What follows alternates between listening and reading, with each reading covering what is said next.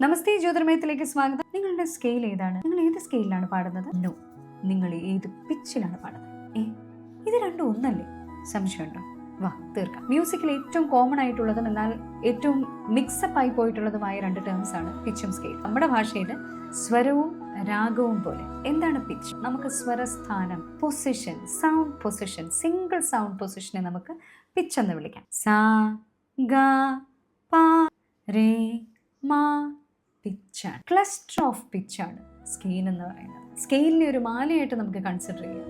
ഇതിലെ ഓരോ മുത്തും ഓരോ പിച്ചാണ്, ഓരോ സ്വരസ്ഥാനങ്ങളാണ്. ഇനിയും സിമ്പിളാക്കിയാൽ നമ്മുടെ മഴവില്ലിനെ നമുക്കൊരു സ്കെയിലായിട്ട് കൺസിഡർ ചെയ്യാം. ആ മഴവില്ലിന് ആ ഭംഗി കൊടുത്തിരിക്കുന്നത് അതിലടങ്ങിയിരിക്കുന്ന നിറങ്ങളാണ്. ഓരോ നിറത്തിനും ഓരോ പ്രത്യേകതയുണ്ട്. അതുപോലെ തന്നെ ഇവിടെ ഒരു രാഗത്തിന് വർണ്ണം നൽകുന്നത് അല്ലെങ്കിൽ സൗന്ദര്യം നൽകുന്നത് അതിലടങ്ങിയിരിക്കുന്ന സ്വരസ്ഥാനങ്ങളാണ്.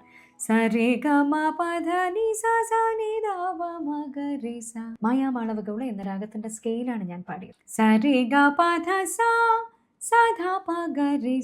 മോഹനരാഗത്തിന്റെ സ്കെയിലാണ് ഞാൻ പാടിയത്. ഇനി പിച്ചും സ്കെയിലും തമ്മിൽ കൺഫ്യൂഷൻ വരില്ലല്ലോ. പിച്ച് വേറെ, സ്കെയില് വേറെ.